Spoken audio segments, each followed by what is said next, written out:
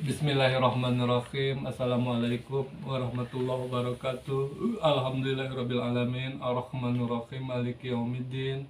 Iyyaka na'budu wa iyyaka nasta'in. Ihdinas siratal mustaqim. Siratal ladzina an'amta 'alaihim ghairil maghdubi 'alaihim waladdallin. Ya ayyuhan nasu ubudu rabbakum allazi khalaqakum wal ladzina min qablikum la'allakum tattaqun.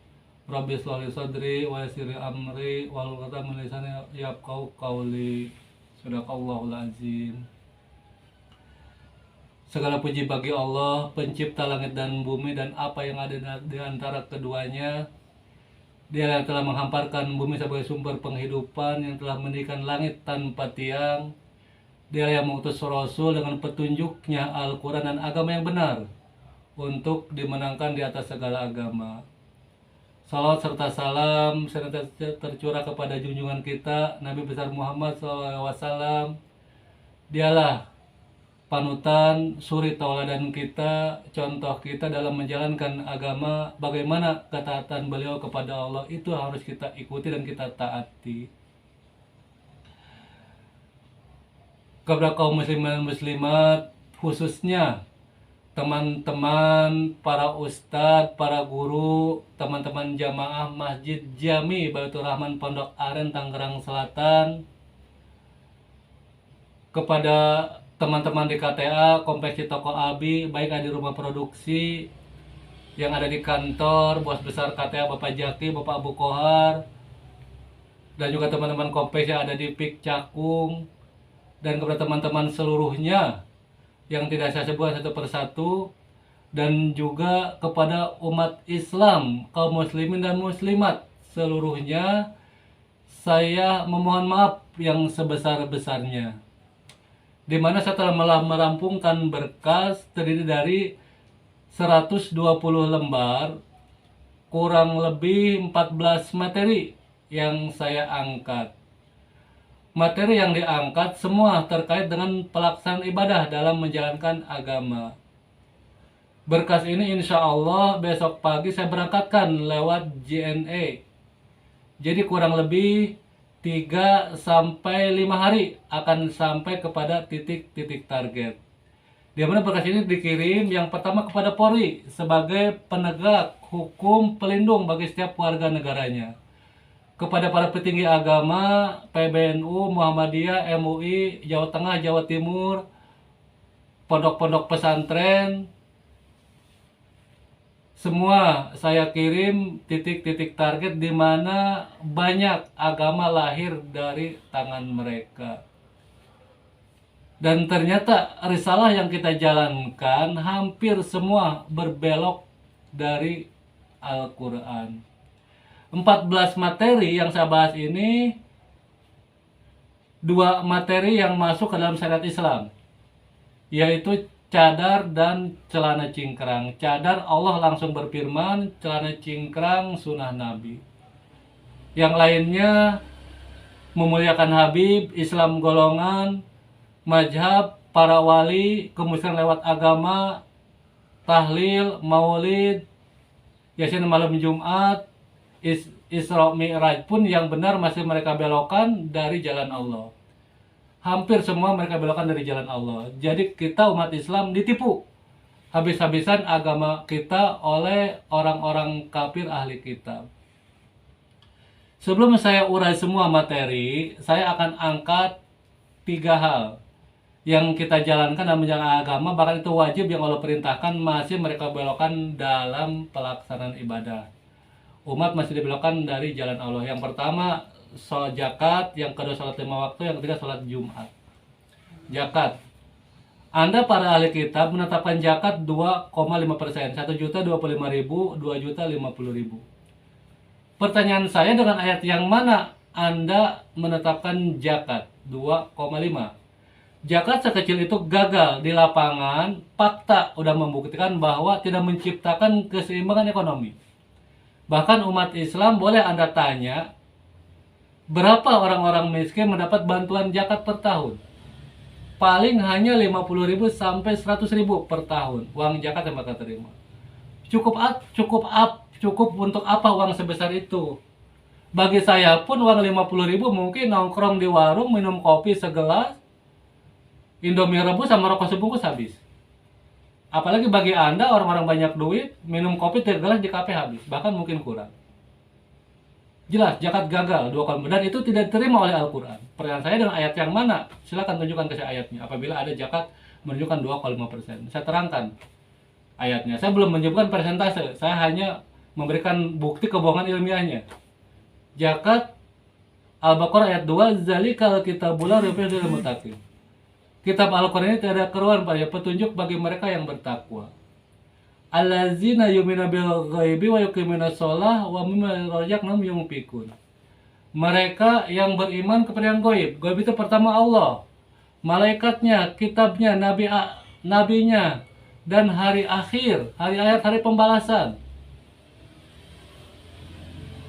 Yang mendirikan sholat, betul-betul mendirikan sholat dan mengimpakkan sebagian rezeki yang kami berikan kepada mereka.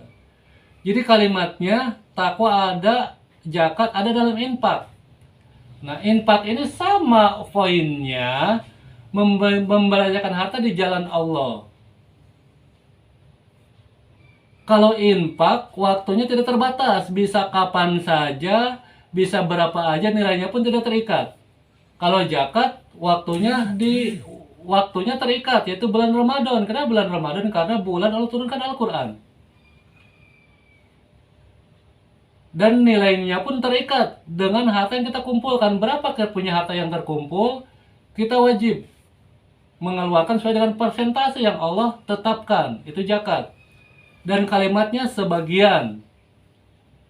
Ayat-ayat yang lain kalimatnya digabung, wa aqimis shalah wa atuz zakat. Wa aqimis shalah wa atuz zakat. Laksanakan tunaikan zakat, tunaikan zakat. Dan banyak ayat memerintahkan Allah memerintahkan kepada kita agar menginfakkan sebagian harta yang kita miliki. Saya buktikan secara ilmiah bahwa zakat itu gagal.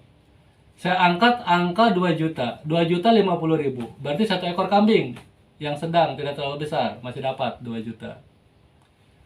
Harga 50.000 hanya kepala. Kalau nggak kepala, kaki. Kalau nggak kaki, kulit. Itu harga 50.000.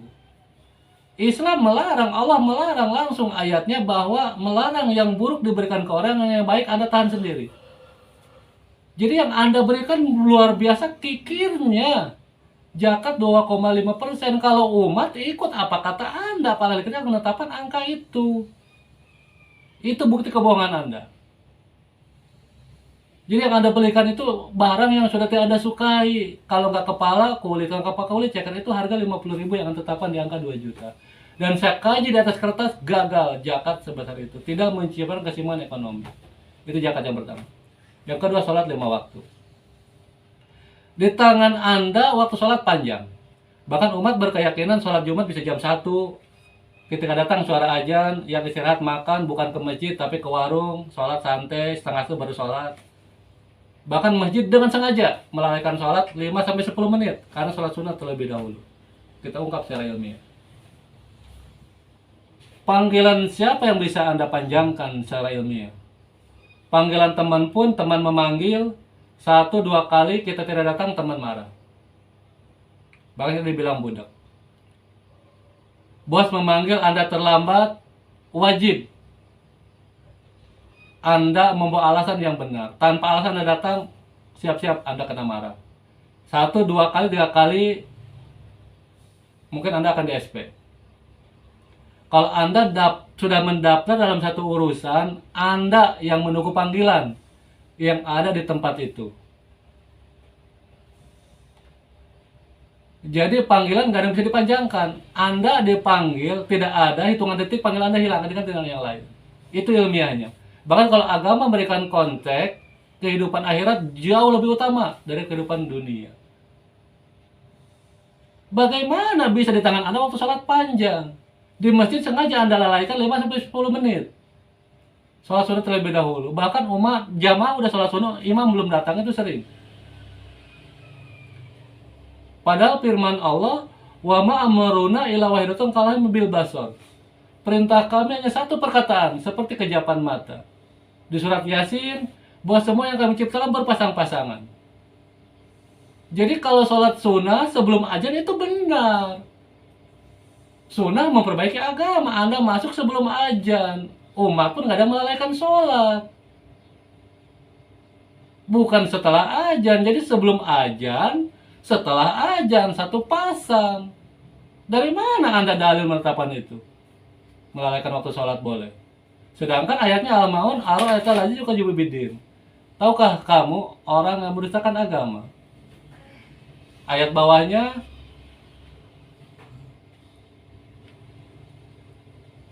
celakalah orang-orang yang salat, yaitu yang melalaikan sholatnya. Jadi dengan sengaja Anda melalaikan sholat. Anda kurang puas dengan perjalanan sholat ini. Anda lihat sholat Jumat. Sholat Jumat itu induknya sholat, Yaumul Jum'ah. Itu mengkawal sholat kita. Perintah Allah bukan khutbah lebih dahulu. Sholat dahulu baru berkhutbah. Silakan Anda buka umat Islam seluruhnya. Al-Jum'ah ayat 11, 12. Jelas. Nabi pun berdakwah ditinggalkan umat. Berarti umat sudah sholat. Sekarang nggak ada umat meninggalkan khotib sedang khutbah. Karena umat belum sholat. Karena Anda putar sholat itu. Apa dampaknya? Kaum wanita semua melalaikan sholat. Pasti. Karena mereka sholat menunggu masjid memulai sholat Jumat atau menunggu laki-laki pulang dari sholat Jumat. Kita dengan sengaja mendengarkan dakwah. Mereka yang dakwah pun ngelantur ke sana kemari. Bukan agama yang mereka bahas. Tapi kata ini kata itu. Perintah Allah Anda lalaikan. Ini kebohongan dalam agama. Ditambah lagi maulid, tahlil, itu penipuan umat besar-besaran. Di mana saya terangkan sedikit kepada umat Islam, ada 4 kitab yang Allah turunkan, Zabur, Taurat, Injil, dan Al-Quran.